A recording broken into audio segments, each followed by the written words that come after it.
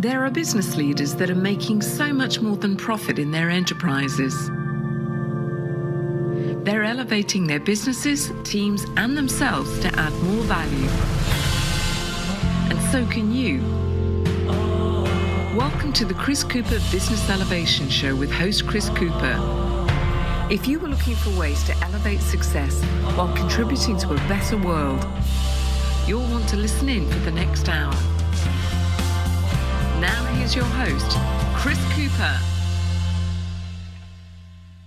Hi, this is Elizabeth Winberg-Hahn standing in for Chris Cooper today on the Business Elevation Show on Voice America. A warm welcome to the show and thank you so much for listening. I've actually been a guest myself on 3 different occasions and I love this show. And I'm truly, truly honored and excited to be sitting in the interviewer's seat today. And I'm thrilled to have Gillian Haslam as my guest. And we are going to talk about how to overcome adversity and setbacks and how to really make a difference. And these are challenging times for a lot of people, I would say, around the world. And I'm really hoping that today's conversation can be an opportunity for us all to just stop and think about how we can develop both resilience and hope, but also how we can support other people too, as it is right now. But before I introduce you to Gillian, I just want to reflect briefly on last week's show. Did you listen to it? It was really interesting. Now, Susan Dushek shared her story about using business and entrepreneurship as a way of making a difference in the world. And she talked about her longing to really contribute, to solve problems, to create change, and to make a difference. And that drive to make a difference is definitely something that she shares with today's guest, Gillian Haslam. Now, Gillian is a philanthropist, motivational speaker, and trainer, supporting people all around the world. As a survivor of poverty and oppression, Gillian brings a unique perspective gained from decades of proven resilience. In her work, she shows others how to derive meaning from their hardships, to find grace in adversity, and to develop genuine purpose to achieve their destiny. She's spoken at loads of events, several TED events. She's been in many organizations such as the Bank of England, PwC, Novo Nordisk, McDonald's, Cambridge University, and King College London, just to mention a few. Now, her ability to help others achieve has brought her many accolades, including the prestigious Mother Teresa Memorial International Award. She was also honored as the Telegraph's True Legend and in the Asian Woman of the Year's Award. And now her own charitable trust is helping many hundreds of disadvantaged people overcome their adversity and achieve their destiny.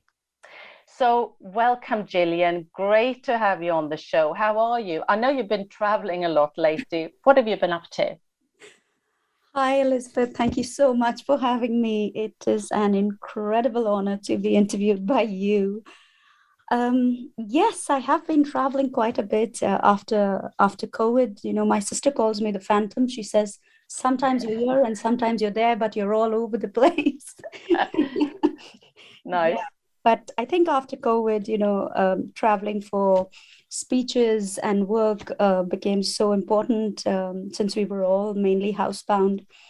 But recently I traveled to the UAE for a speech, and then from there on to India, where, I had not seen all the girls at my charity for so long. I needed to set up some new centers.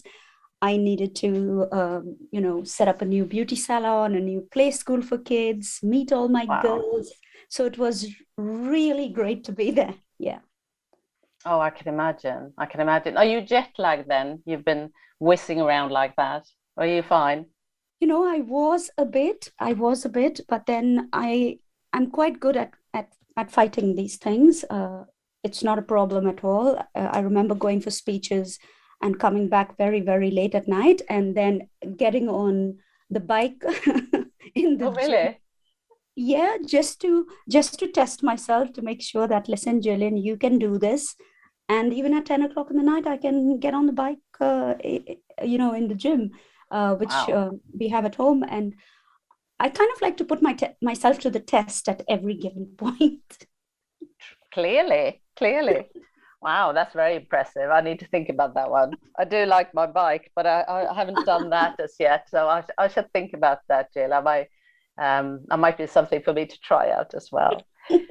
Excellent. Now, I have to say, because we know each other, of course, and we first met about, I think it's 15 years ago. I think it was in 2007 when I worked as a leadership consultant for the bank you were working for at the time. Is that right? Can you believe it's that long? 15 years. Yes, of course, of course. Time just flies, Elizabeth, of I course. But we've know. kept in touch, you know. We have. And there's obviously been a lot that's happened for you over the years. And we'll obviously talk a little bit about that and we'll come to your banking career as well. But I wanted to mention then, I've obviously read your first autobiographical book, Indian English, Yeah. and it was one of the most moving books I've read. And knowing you as well makes it probably even more powerful. And I know that you have a new book coming as well. So you have a new book called A Voice Out of Poverty, which is being released in the summer. Yeah. So so tell me, I mean, and tell our listeners a little bit. I have the benefit of knowing something about you. So tell our listeners who don't know you, and even those who do know you, who might get to learn something more. Tell us about you, your background, and what are your books about? Well, Elizabeth, I was born in India. My father served in the British Army in World War II and was born there. His parents, mother and father, were both British. My mom was born there as well. Her mother and father, again, were both British. And so we came along, and after India got her independence, we were reduced to nothing, really. My parents lost four children before the ages of 6 months to malnutrition and abject poverty.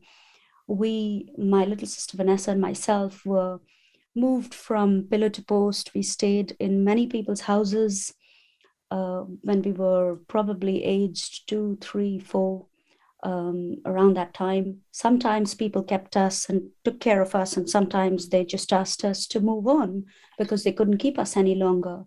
Then my mother moved us to a place called Dum Dum, where we had this little, um, a tiny room really, and which were given to my parents to teach the local children English. But unfortunately, again, the tide was against us, and there was a kidnap arranged for my sister, so we had to flee, rush back to the city of Calcutta, leaving every single thing we had behind. Of course, we had hardly anything, but still, it was our belongings.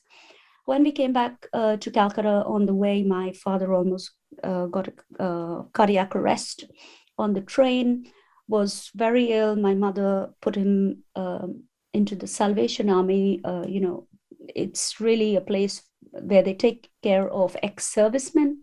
Mm. And we went to stay under a flight of stairs, who my mother thought that these people were helping her because they were her friends, two ladies, but they were far from her friends.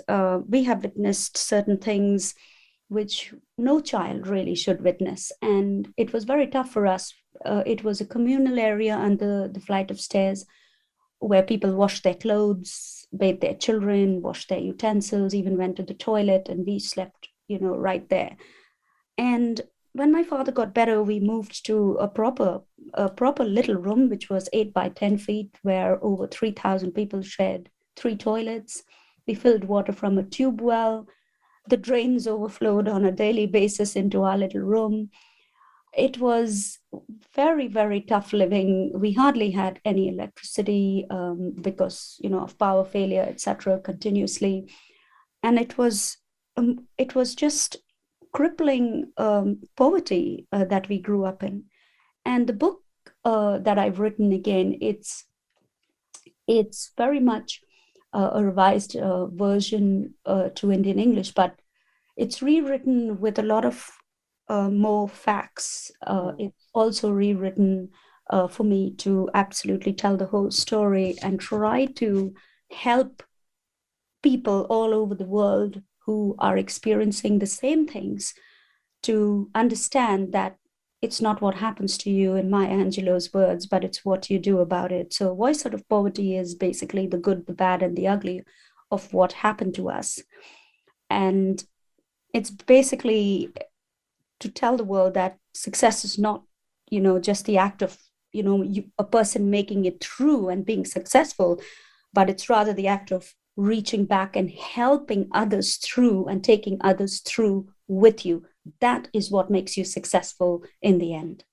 And I love that. The whole idea that, that there are so many people out there, and when we can do something for someone else, and as you're saying, particularly as you're going through that, and I know there were some people that helped you along the way, obviously, that without whose help you, maybe some things hadn't happened the same kind of way. So I think having that, and I think it's something that we can all take on board, regardless of where we are or what we do.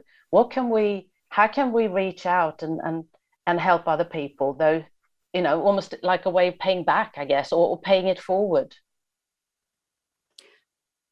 Well, how can we reach back and help other people? Elizabeth, it's amazing that you ask me that, because in all honesty, I have yet to meet a person, and I know many, many of us have experienced very, very, very difficult lives. But me in particular, I can only talk for myself. I have experienced an extraordinary life when it comes to being handed, our cards. And every time I was handed more and more and more difficult cards in life, right up to this very day. And I wondered, why me? Why was my life so difficult? And why wasn't I allowed to carry on with my life? Why wasn't I allowed to be happy? Why wasn't I? And you keep asking yourself these questions till one day, my mentor said to me that, Gillian, when, for example, when a person if you see a person drop their groceries in a supermarket and another person rushes up to them and helps them, that person feels very grateful, very happy. But what happens to the physiology of the other person who helps that person? There is research that proves that when we do something like that, it triggers hormones such as, cortisol and the oxytocin, the love and bonding hormones, so to speak. And when I heard this, I thought, yes, this is happening to me. So I did some research, Elizabeth, and I found out that there is this great professor called Professor G. Post, Stephen Post, and he talks extensively about the subject. He says, giving and volunteering has more benefits, can you believe, than exercising in the gym 4 times a week. Can you believe that? And it's not just about you dropping a coin in a box or giving someone a check. It actually happens with human interaction. If you read Darwin's book, The Descent of Man, you'll understand that he mentions in that book survival of the fittest. But actually, he mentions that only twice. But he mentions benevolence 99 times. There is a reason for that. And everything added up to the fact that there's even stats about, there's 44% reduction in early death if we just give and we just help and we just care. And then when I put my own self into that situation, I got to know that this is happening to me. I'm so happy, I'm so positive, and I'm so fulfilled because of what I do. And I did a little talk on this. It's on my YouTube channel. And I think people should definitely, listen into it. It's only 13 minutes. And I really encourage your listeners to listen into it if they can. Oh, definitely. Do check that out. And we'll give some details later on for where to find Gillian as well. But I mean, it's just astonishing. And I think it makes a lot of sense as well. I don't doubt that for a second, because I think we are all, so as you say, something happens to us when we help other people. I think we are meant to do that. it does something for us that goes beyond ourselves. We do contribute to something bigger, because I think as long as we're just focusing on things for ourselves anyway, that is very short-lived somehow, the sense of achievement, if you like. But when you do something for someone else, and the fact that there's research to prove that, makes it even better, I have to say. Now, can I just ask you though, it is so hard to imagine. I have to admit, I've clearly not experienced anything of what you've experienced in life, and it's hard to imagine what you've seen and all of that. But did you ever feel powerless, or just wanted to give up, or were there times like that, or have you always had this kind of resilience? Of course, Elizabeth, I'm human, I felt defeated and powerless, and to be very honest with you, even suicidal many times, given the life I've led, given the hand I was dealt, and given just so much. And I think it's just the thought also of wanting to help others, wanting to just give back, wanting to get others out of this situation that really ate me up, so to speak. And there were times when I thought, God, I do not know how much more to do. I have given up Christmases, New Year's, birthdays, time. I have just spent every living hour trying to work hard and trying to make the grade and trying to give back to people. So why is it not happening? And of course, I felt difficult, but I had to go on. Initially, for my younger siblings, my elder siblings were, they had their own families, they had their own children, they had moved on. And my mom had left the younger ones to me, and it was my duty. I felt absolutely 100% responsible that I needed to take care of them, because before she closed her eyes, she made me promise that I would look after them. And it meant everything to me. I had to be there for them. So putting my life on hold a little bit, it didn't matter. If I was asked to do all of that all over again, I would most willingly do it.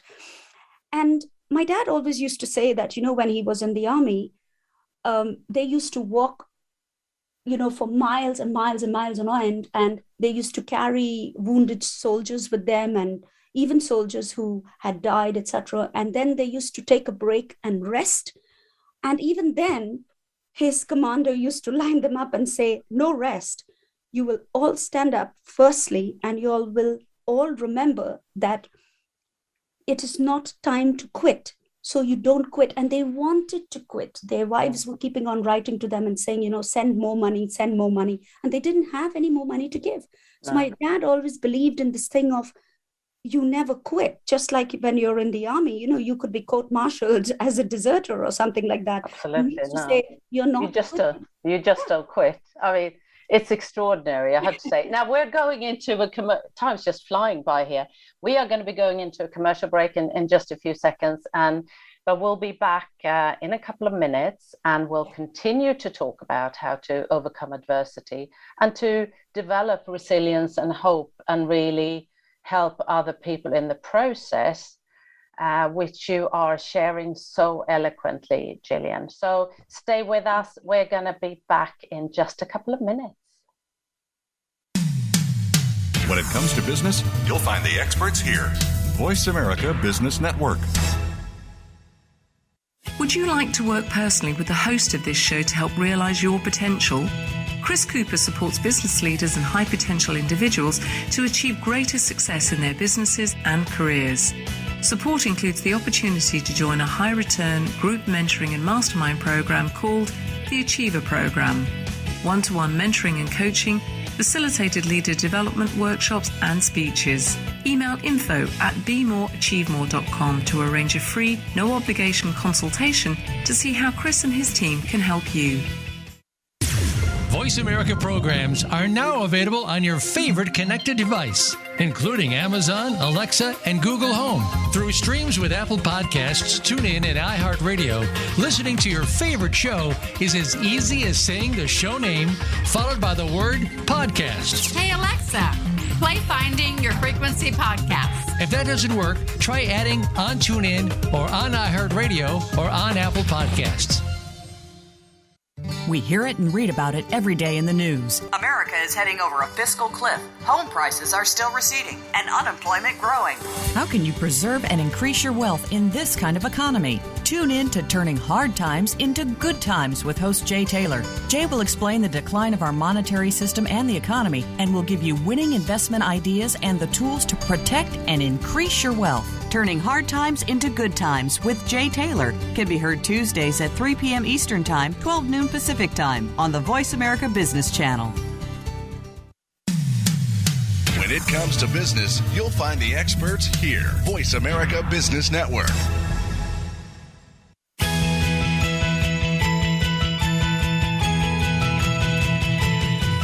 You are tuned into the Business Elevation Show with your host, Chris Cooper. If you have a question or comment about our show, please direct your emails to chris@chriscooper.co.uk. That's chris@chriscooper.co.uk. Now back to Chris Cooper. Hi, this is Elizabeth Winberg Hand, this week's guest host on the Business Elevation Show.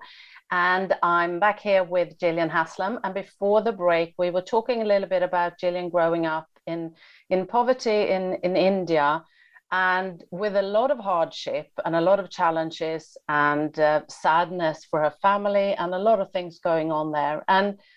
But I think it's interesting to say, because what you were mentioning there before the break, Gillian, is there's something about then reaching out and helping other people that has really helped you. So you could say that it will be too much to overcome what you have faced, but the process and the emotion and the heart that goes into other people indeed helps you as well. Absolutely, Elizabeth. Yes, that's definitely true. And, I explained in my last response to you, that's definitely right, yes. Mm.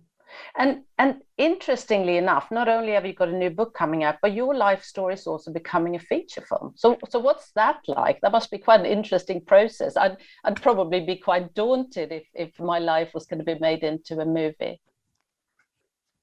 Well, no, I don't feel that way, only because I think I would do anything in my power to help anyone who is facing the same circumstances that we did, to help them to realize, like I said in Maya Angelou's words, that it's not what happens to you, it's what you make of it.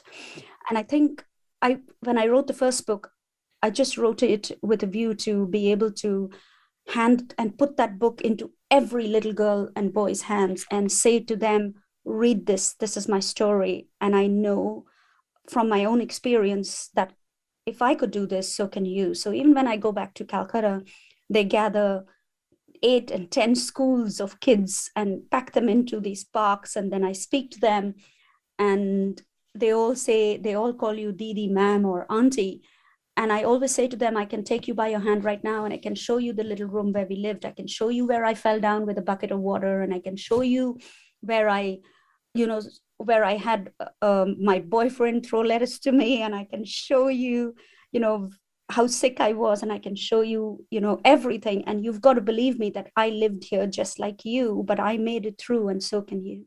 So how does that make them feel? I can only imagine that you're showing them a possibility. You're showing them so much hope, right?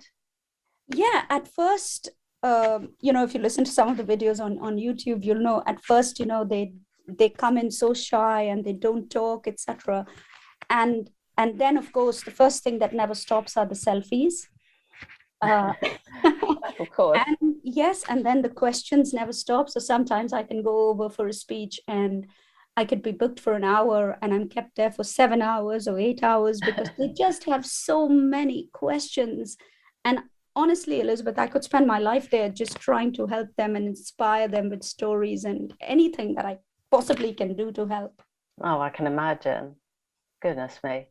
Wow. No, so let's move forward a little bit in your story then, because I know that you've been hardworking all your life, and I know you then moved into the sort of the corporate banking world. I actually think your first job was with American Express, which is the same for me, actually, although we never connected in that space as such. Yeah. But you've had a very successful career in the sort of financial and banking world, right?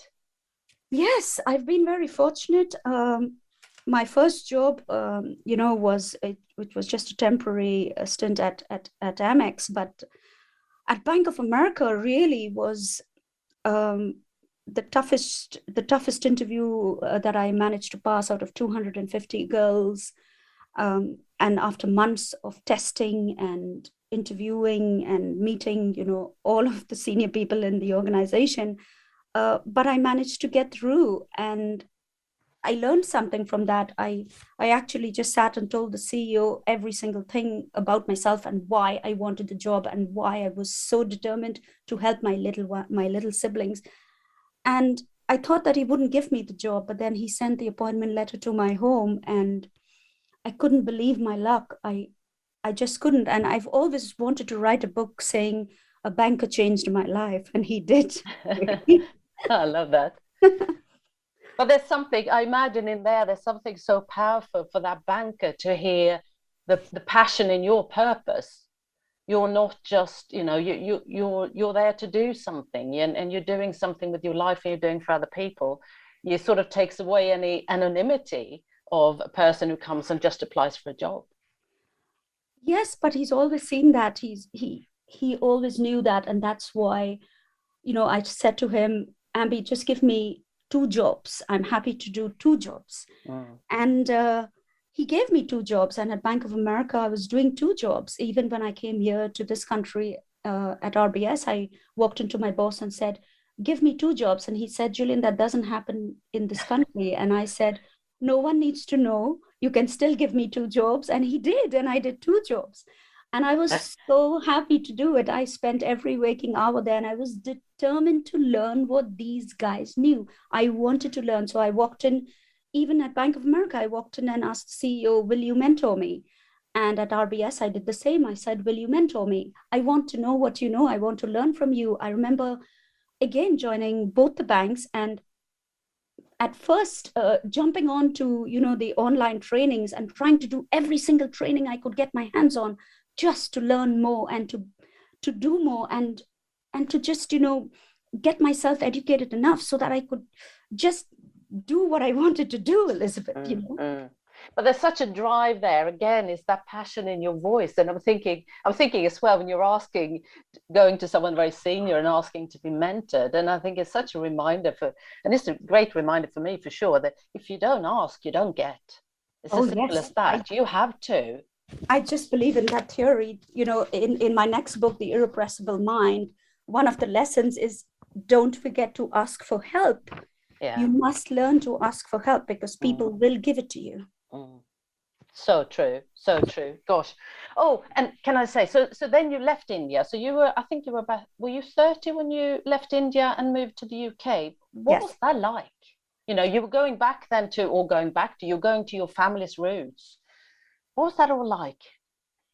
When you say my family's roots, I honestly can't feel anything, because to me, my family's roots, even though, we have British blood on both sides, and we came through on my mom's ancestral and British papers. And of course, my dad was British too. But when you say family roots, my family roots to me, the way I feel spontaneously is my family roots belong in India. I'm Indian. I feel it. I am Indian, and I can't feel, anything else. But I remember when I got to England and I went for my first interview, and we got out at Bank Station, I saw every single person in black. And I was thinking, has someone died? Why is everyone in black? Because I came from such a colorful, vibrant country, and I couldn't believe why everyone was in black. But of course, Elizabeth, I had to adjust to a new culture. But I was willing to work hard. I knew that I was going to ask for help. And at my first interview, I was still asked ridiculous questions like, so Gillian, do people still go to work on elephants in India? Yeah. And, ridiculous questions like, things that I was already at a managerial level. And when I came over here, I was asked, can you buy the milk and bring it? Can you do this? Can you do that? But I never ever felt less. I always knew that coming from a country from India, that's fine. I have to start at the very bottom. And I was happy to do so. It's not a problem for me. Mm. Interesting. And I think it's interesting as well, this whole, the sense of belonging is there's so many factors in there. And we are indeed, as you describe also the complexity of all our background and who we are is just fascinating to think about. Now, can I ask you though, because I know that, after your banking career, you had a very successful banking career, you decided to set up your own business in 2012. And setting up your own business is not a walk in the park. And having run my own business for 20 years, I know a lot about this as well. But so can you say something about and sharing to our listeners as well, what you've experienced as an entrepreneur? What have you learned there then that maybe other people can benefit from as well? Elizabeth, they say you experience blood, sweat, and tears, and that is absolutely the truth. You do experience blood, sweat, and tears. But I was very determined, given what I've experienced in the past and what I really want to achieve in my life and the people I want to reach. But equally, I was very disillusioned as well with people, mainly vendors, suppliers, people who promise to help you. They make false promises and they don't deliver. So from website designing to social media experts, ghostwriters, literary agents, producers, directors, publicists, all of them seem to be promising you something and not being able to deliver, or never delivering, or worse still, taking your money and disappearing. And I've talked with so many groups of entrepreneurs, and they all seem to be facing the same thing. And it's very sad what's happening to our world. Firstly, it is so hard for somebody who has a talent, who has got a story to tell, who wants to make it out, in the world, who comes from a difficult background. And then when they try to make it up the ladder, that, in the past, we could write letters, we could send brochures to people, etc. But now with technology, you've got to spend so much of money just to get out on social media. But then people, I've talked to ladies who have maxed out their credit cards. I've talked to women whose husbands are beating them up why? Because they've taken, hard-earned money and put it into, investing into their futures only for somebody to rob them. And I think this is very, very sad. And I really want the world to look into this, because how do entrepreneurs climb the ladder if they are continuously going to be lied to or robbed? I think it's very sad. But on the other hand, being positive here, I think if you focus on your goals, try and do 2 jobs as I did. I left RBS very, very slowly. I went temporary, 4 days a week, 3 days a week, 2 days a week. And I remember my boss saying, Gillian, come even 1 day a week, but don't stop coming in. I even went 1 day a week. But slowly but surely, I set up my own business. And I think it's important that we should remind ourselves why we are doing it and who we are doing it for. That's very important. And that keeps you going, your sole purpose. Yeah, because you can really feel that you're doing something that really matters to you. But I think it's also interesting where you're saying that probably not thinking it's going to be just because you're doing something you're very enthusiastic about and you love the idea of, it's not going to be smooth sailing. And I think sometimes maybe when we start something off, that passion can take us off, and we are maybe overly optimistic, and we're maybe not as thinking about the precautions maybe we need to take, or as you're saying, if we have the opportunity to maybe stay on with a job, something else for a while as we start to establish ourselves, those kind of things can help as well. Yes, Elizabeth, I understand this only too well. I did a TED talk on never give up and other complete rubbish. So I understand this. And, before I left, when I did the talk and I left from Ireland to come to the UK, I had 50,000 views. So I understand this only too well. But I still believe that if people were a bit more honest, it could help another person to get on. That's what I feel. So it's something about there as well. Now I'm really interested in the whole idea of we all have an impact on everyone we meet every day. And I think there is a lot of power in thinking about even raising the awareness for other people, help people understand what impact are you having today? Because I think sometimes people maybe don't intend to be mean necessarily, but they don't always see all the way through what is this doing to another person. And there might be some of those aspects in there as well, I imagine. Yeah, I don't think people intend to be mean, but I do think that there are very many charlatans out there who definitely, are, suffering with losses for their business, or they need to meet their objectives, or they just think that, this is easy prey. And so, let me make the maximum I can out of this. And if you come to some of these groups and talk to some of these ladies I speak to, it's heartbreaking, Elizabeth. And this mentality has to stop. But I know it's quite serious. Really. I was going to say that's a big topic in its own right, actually. We probably need to talk about that one again, Gillian, because I think there is, and I'm thinking that I know there are networks and there are different sort of groups that you can join to help build resilience, support each other as you're going through those types of things. And maybe we can start a little bit of discussion around that. That would be by putting it out there and seeing what can we do to support entrepreneurs that really want to do something and want to make a difference and create a fairer and kinder world for them. Wouldn't that be great? That just would be super, Elizabeth. If we can just, start a topic like this and help people to get on, it would be truly wonderful. And there's something about the it's resilience. I keep coming back to resilience, this whole idea of not losing focus and not losing hope. But I do find that other people often help with that. Sometimes it can feel very lonely when you're doing your own thing. And even being part of something where you have other people to talk to goes a long way with that. Absolutely. Of course, having a mentor, again, is very important. Absolutely. Definitely. And if you can't afford a mentor, then I always believe in barter system, that we had in the old days. Go to somebody and say, look, I'll do something for you if you can mentor me. Like I did in Bank of America. I said to my boss, mentor me. And he said, Gillian, my wife works in Singapore. I have 2 little ones at home. I have to get home and help them with their homework. Who's going to do it? And I said, well, how about this? I help them with their homework and you mentor me. He agreed. That's fine.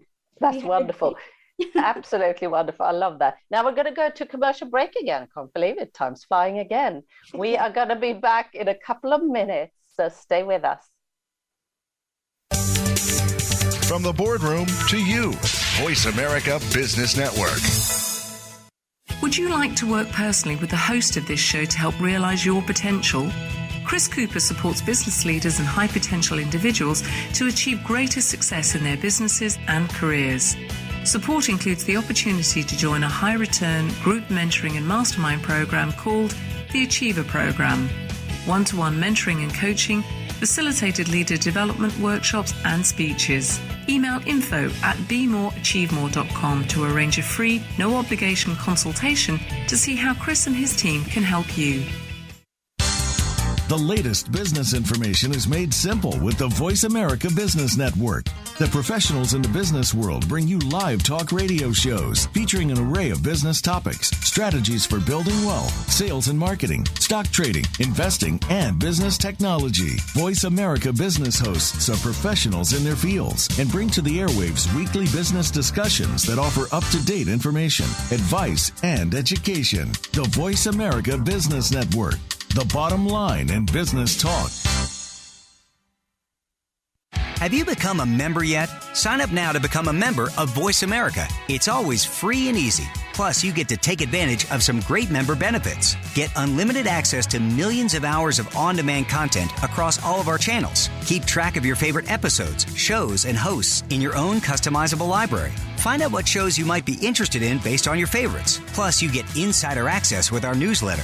Membership gives you more. Sign up at voiceamerica.com and click register at the top right. From the boardroom to you, Voice America Business Network.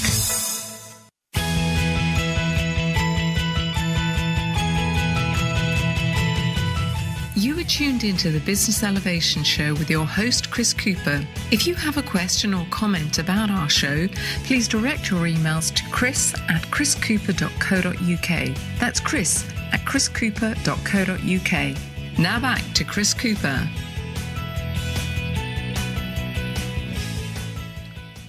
Welcome back. This is Elizabeth Winberg Hahn, and I'm standing in for Chris Cooper today. And I'm back here with Gillian Haslam. And before the break, we were talking about the challenges of setting up your own business and how you were talking about challenges of encountering people who were not behaving very well, and you were feeling that there is a need to do more to support people so that being able to do your own thing is actually not threatening, but something that can really make a difference. Yeah. Yes, absolutely, Elizabeth. If that could be done, that would just be amazing. Absolutely. So many. Yeah, and as I said before the break, we're definitely going to need to talk about that again. But I wanted to, for now, I know we only have so much time together today, I want to turn our attention to your charitable work that you do, Jill. What is it that you do, and where and for whom? And you mentioned it a little bit earlier on, but we'd love to hear some more about that. Well, Elizabeth, when I was growing up, as I said, we grew up with hundreds of people around us who were in very desperate need. And part of who I am today maybe could have something to do with my mom, who was a highly charitable woman. And she would just take any stranger off the street and bring them into our little room, which was kind of 8 by 10 feet. And we already had 5 children in the room and probably 5 or 6 birds in a cage and cats and my parents. And into that room, she would continuously bring strangers off the street. And we would say, but Mom, most of us are girls, and how do we live like this? And she would always say, you know what, 5 can eat, six can eat. So move up, make a little room, let him sleep here. It doesn't matter. And she would just share everything she had. So part of that could have come from my mom, and part of that could have come from the place I grew up in. But I always had this need. When we were little, my mom used to send my little sister Vanessa and myself to all the tailoring shops in the area. And we used to pick up these rags from under their machines, all the little, all the cut pieces of cloth that they didn't need. And we used to bring it home, and she would stitch these beautiful little coats for us, these quilt covers, curtains, pillowcases, everything. She was very good with her hands. She used to make Christmas decorations out of old greeting cards and Easter baskets out of cardboard and stickers, and what else she would make. But because we had no money, she definitely, put her talents to use. And when I grew up, I only wanted to help people who were in desperate need. So the first thing I started was I opened a tailoring center, and I told them all the story of Dolly Parton and how my mom told us her story and how she stitched these little coats of many colors for us and how we gathered the rags. And the girls were so impressed that they went across the city, gathered old clothes from across the city, brought it back and made 300 little coats for very poor children. And that's where I first started. But today I have, a beautician school for girls. We have an English language school. We had a secretarial school. We had very many food banks, which we've had to temporarily shut down because of COVID, but we are reopening very soon.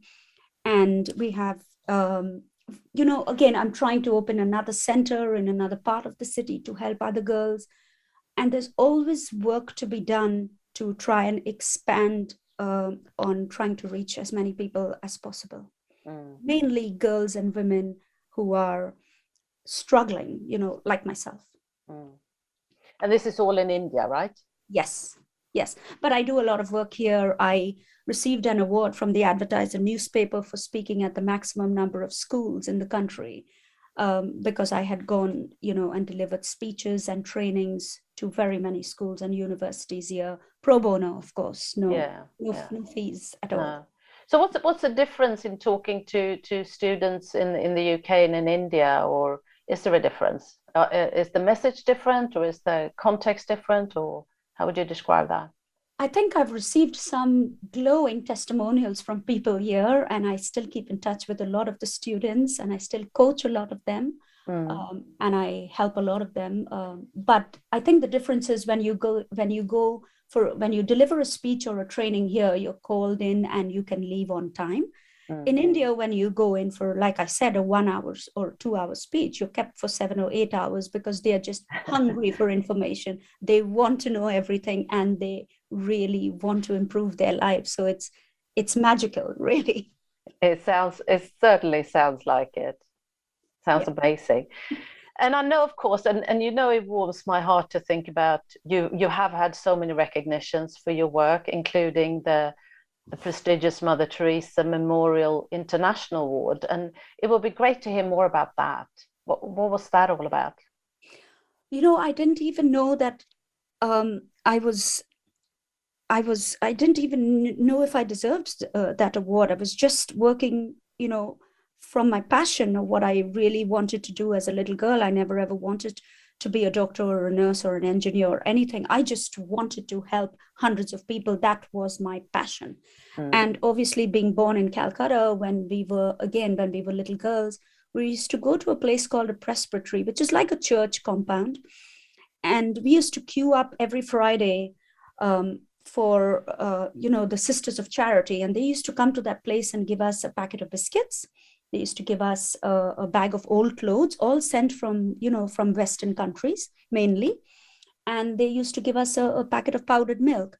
We used to queue up with hundreds of people every Friday to try and get that. And sometimes we would be given this bag of clothes, and we would come home and we would open the bag. Of course, they couldn't, measure that, okay, it fits you, you take it, etc. So we would find these knickers in those bags, and they would be, these granny knickers. We would put them on where it would start at our hips and end at our ankles. And we would parade around the whole area showing people that, look, we have knickers. So when I was invited to receive this, the Mother Teresa International Memorial Award, I couldn't even believe it, that I had met Mother Teresa one day over there. And, she was just patting all the children and saying, next, next, next, and giving us our bags of whatever. But when I got to the St. Teresa's Church, and we marched in a procession from St. Teresa's Church right down to Mother House where she is buried, it was one of the most wonderful days of my life. They were the police, they led the procession right down the streets of Calcutta. I was with most of my girls from school, which was very special for me. And then when we got there, they gave me the greatest honor of putting a wreath on her tomb, and also, to lay the Indian flag on her tomb. And then it got even more special because they keep her little room locked, with her one bed and her sandals, and they keep it locked continuously, but they opened it for me. And when I stood there, I cannot even imagine and tell you, Elizabeth, how special I felt and what a wonderful experience that was. Oh, it must have been. Wow. Oh, so, I mean, we are almost out of time here, and I know we could have talked for much longer, but sadly we still have a few more minutes. But what do you want to share with our listeners as your sort of final observation or recommendation when it comes to overcoming all the tough things in life and the setbacks that we have? What should we take away from this talk? Well, I would say, Elizabeth, in a great book I read once, that there's a question that is asked of all of us is, what is God trying to give the world through you? And if you ask yourself that, you will know what your purpose is. And Viktor Frankl, in his book, Man's Search for Meaning, actually talks about this in great detail. And in one quote, he says, the meaning of life is to find your gift, but the purpose of life is to learn how to give it away. So I think great journeys begin with small steps, and we should never forget that. But also, we should remember to ask for help and not let fear paralyze us. And most importantly, we should accept our start, but not our end, because our ends are entirely up to us. That is so, those are really wise words. And you're reminding me that I think there is something here about the whole, being a leader of yourself. I sense that so many people are so busy today that we're just running, we're constantly running, we're busy, we're going somewhere. And sometimes we don't take the time to really stop and think and say, what am I all about? What is important to me? And I wish there was more of this happening even in school. This is some of what I learned in the corporate world, and I wish I'd known that when I was in school. And I'm not going to get into the details of that, but I've had the benefit of working with a charity in Mozambique, where we were looking at really doing this for children children that have been abandoned, to help build their understanding of themselves and their belief in themselves to be able to overcome challenges. And I think there is a lot more that we can do in this space. And I wish there was more focus on self-leadership for people from early age, but also in the sort of the grown-up world. Probably something else to talk about, Gillian, hey? Absolutely, Elizabeth, why not? But I just wanted to leave your listeners with the little video I was talking about on how important giving is. And this research from Stephen J. Post, and the videos on my YouTube's called On the Receiving End of Love. That's beautiful. Absolutely beautiful. So thank you, Gillian. I mean, this has been such a pleasure. I knew it would be. And I really love talking to you. And I have to say, I always feel so inspired by our conversations, and you're always very supportive. And I think you always elevate my thinking. And I love that, particularly because we're on the Business Elevation show today. And I think it's so great when we surround ourselves with people that really helps us think new things and feel new things and experience new things and sort of break free of old patterns, I guess. So I just want to say, thank you for all you do, Gillian, and thanks for making a real difference, because it's very obvious that you do. And thank you for being on the show today. And, the best of luck with the new book, Voice Out of Poverty, that's coming out in the summer, and the upcoming movie, indeed. I seriously can't wait to experience them both. So thank you so much. Thank you, Elizabeth. And thank you to Chris, too, on my behalf. Thank you. Absolutely. And if you want to connect with Gillian and find out more about her, her website is gillianhaslam.com. So that's JILLIANHASLAM.com. So gillianhaslam.com. Excellent. So thank you, Gillian. And I just want to say that next week, the show will be hosted by my wise friend, Gene Early, and he will be talking to Ian de Cruz, the Global Director of P4G, Partnering for Green Growth and Global Goals 2030. He leads efforts within emerging economies to bring together global government, business, and civil society organizations to deliver public-private partnerships in the areas of food, water, shelter, energy, and sustainable use of resources. And he will share P4G's vision and some of their implementation stories and what it's all resulted in. You don't want to miss that. So thank you all for listening. Take care. And a big shout out to Chris Cooper, the host of this show, who's recovering at home after a surgery. And I know he's doing well, and I'm really pleased for that. And I know you're listening, Chris, and I just want to say, keep getting better. And thanks again to Gillian, and thanks for listening, everyone. And don't forget to tune in next Friday. Bye-bye, and take care, and thank you all very much. Thanks, Lisa.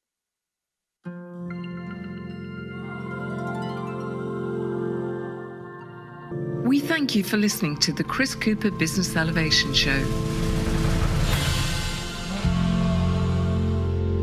Please join your host, Chris Cooper, again next Friday at 8 a.m. US Pacific Time on the Voice America Business Channel. Be more. Achieve more.